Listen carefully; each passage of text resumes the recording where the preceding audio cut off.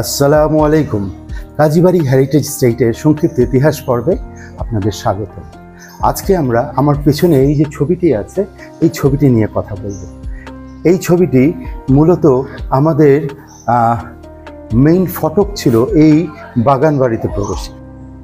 এটি আমাদের কাজীবাড়ির সবচেয়ে পুরনো ফটক।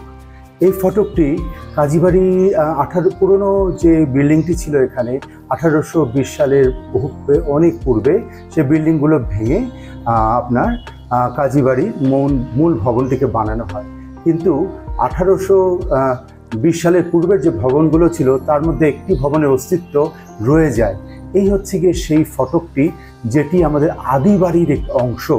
এই অংশটি হচ্ছে কি আমরা দেখতে পাচ্ছি যে এখানে একটি প্রবেশদ্বার রয়েছে, আর প্রবেশদ্বারের দুপাশে হচ্ছে গিয়ে যে কামরাগুলো দেখছি ওগুলো লাঠিয়ালদের প্রবেশের থাকার কামরা। আর এইতে যে রাস্তাটা দেখছি এটা 200 বছর আগেও এটি পাকা রাস্তা ছিল। এই রাস্তা দিয়ে ঘোড়াগাড়ি চলত, আর এই রাস্তা দিয়ে মিউনিসিপ্যালিটি রোড থেকে এই রাস্তা দিয়ে এসে সবাই এই বাগানের ফটক দিয়ে এই প্রবেশদ্বার দিয়ে বাগানে কাজীবাড়ি সেই রাজকীয় বাগানটায় প্রবেশ করা হতো। আর এই দুপাশে এই গার্ডদের রুমগুলো ছিল। তো এখানে আপনার এই বাগানটিতে বহু অনুষ্ঠান হতো। তৎকালীন রইস পরিবারের লোকজন যারা ছিলেন তারা আসতেন এখানে, জমিদারগণ, ঢাকার নবাব পরিবারের সদস্যগণ, উচ্চপদস্থ সরকারি কর্মচারীগণ ও ইংরেজ সাহেবগণ এখানে এসেছেন। পরিবারের উল্লেখিত গল্পের মধ্যে জানা যায় যে ঢাকার কালেক্টর সাহেব ও নবাব পরিবারের সদস্যরা এই বাসায় প্রায়ই যাওয়া আসা ছিল তাদের।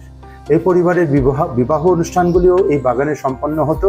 এবং এমন একটি ঘটনা 1892 সালে একটি বিবাহ অনুষ্ঠানে গওহরজান, উনি একজন স্বনামধন্য শিল্পী ছিলেন এই ভারতবর্ষে, ওনাকে নিয়ে আসা হয় এই বিবাহ অনুষ্ঠানে এই বাগানে আপনার গজল গাওয়ার জন্য। তো 20-এর পূর্ব হতে বাগানটি বন্ধ করে দেওয়া হয়, কারণ আমাদের কাজীবাড়িতে এখানে পিছনে ধলাইখালে ঘনবসতি হয়ে যেতে থাকে এবং এখানে বিশৃঙ্খলা হতে থাকে, লোকজন বাগানে ঢুকে পড়ে, বাসার পরিবেশ নষ্ট হয়ে যায়।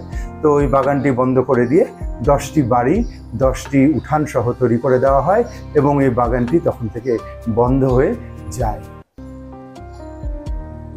আজ এ পর্যন্তই। তো ভবিষ্যতে কাজীবাড়ির আরও অনেক গল্প নিয়ে আপনাদের সামনে আমি উপস্থিত হব। তো সে পর্যন্ত আপনাদের কাছ থেকে বিদায় নিয়ে নিলাম, আর আবার দেখা হবে আপনাদের সাথে। আমার জন্য দোয়া করবেন, আর আসসালামু আলাইকুম। ইতিহাস ঐতিহ্য ভিত্তিক আমার এই ভিডিওটি ভালো লাগলে আমার এ কাজে উৎসাহ দেওয়ার জন্য আমার ভিডিওটি লাইক, শেয়ার ও সাবস্ক্রাইব করে দেওয়ার অনুরোধ রইল। ধন্যবাদ।